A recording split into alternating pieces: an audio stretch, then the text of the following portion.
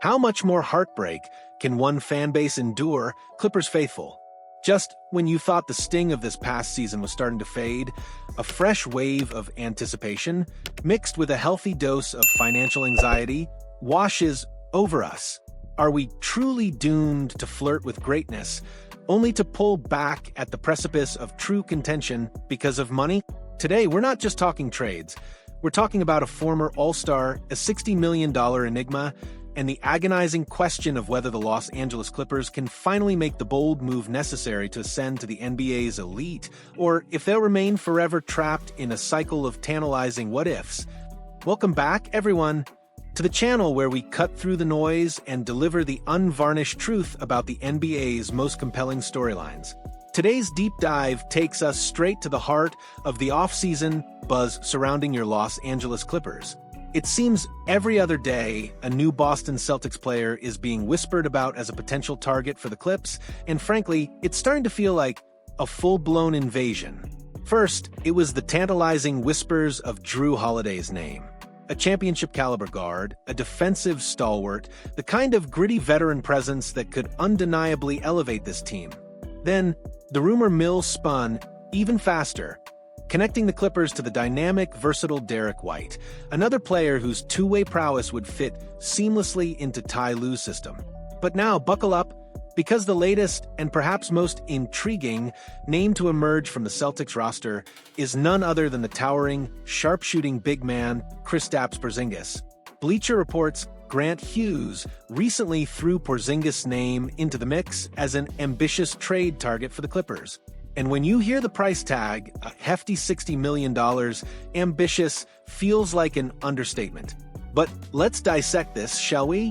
Why would the Celtics, fresh off an NBA title, even consider moving a talent like Porzingis? The answer lies in a strange, almost perplexing position they find themselves in. While they just hoisted the Larry O'Brien trophy, they're also facing the looming reality of a season without Jayson Tatum. This monumental shift could force them to shed salary, and with his significant contract, Porzingis becomes one of the most likely candidates to be dealt. The Celtics' potential pain could be the Clippers' golden opportunity. So, what exactly would Kristaps Porzingis bring to the City of Angels?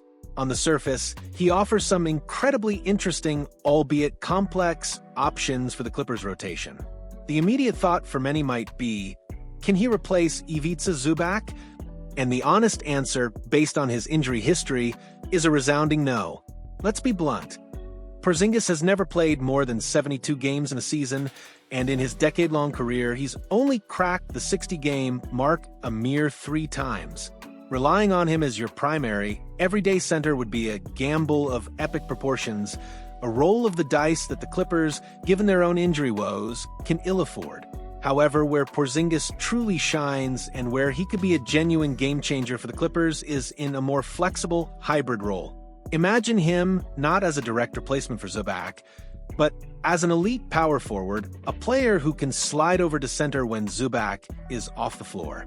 This is where the magic truly happens. When Porzingis mans the 5, he offers something Zubac, for all his defensive prowess and interior scoring, simply can't: elite floor spacing. This past season, Porzingis shot a blistering 41.2% from beyond the arc. Think about that for a moment. A 7-foot, too-big man who can consistently knock down threes at that clip completely warps opposing defenses. Suddenly, the paint isn't clogged. Driving lanes open up for Kawhi Leonard and Paul George. Pick and rolls become infinitely more dangerous, and the entire offensive ecosystem gains a new level of fluidity. Beyond the spacing, Porzingis also provides a consistent scoring punch. He averaged 19.5 points per game this past season, and remarkably, he averaged over 20 points per game in each of the 5 seasons prior. This isn't just a volume scorer. This is a versatile offensive weapon who can score inside and out, stretching defenses and demanding attention. The Clippers, at times last season, desperately lacked that consistent third scoring option, especially when Kawhi or PG were sidelined or double-teamed. Porzingis could alleviate that pressure, providing a reliable bucket getter who can create his own shot or thrive within the flow of the offense. Now, here's the unavoidable elephant in the room: his cap hit. At $30.73 million for the 2025-26 season, Porzingis is undeniably expensive for a player who, due to his injury history, would likely operate in a somewhat reduced or managed role. Can the Clippers realistically make the money work? And more importantly, is that kind of financial commitment justifiable for a player who isn't a guaranteed 70-game contributor? This is the agonizing tightrope walk that Lawrence Frank and the Clippers front office must navigate. But if they could make the money work, the possibilities are truly tantalizing. Imagine the sheer size and versatility of lineups featuring both Porzingis and Zubac. You could trot out truly enormous units dominating the glass, protecting the rim, and still having elite shooting on the floor. This is the kind of strategic flexibility that championship teams crave, the ability to adapt their lineup to exploit any matchup advantage. Porzingis may not be the superstar whale that the Clippers have been rumored to be pursuing this offseason, the likes of which often command multiple first-round picks and a king's ransom in young talent. But he could very well be a solid lower-tier option, a high-impact player who, if acquired at the right price, could significantly elevate this team without completely mortgaging the future.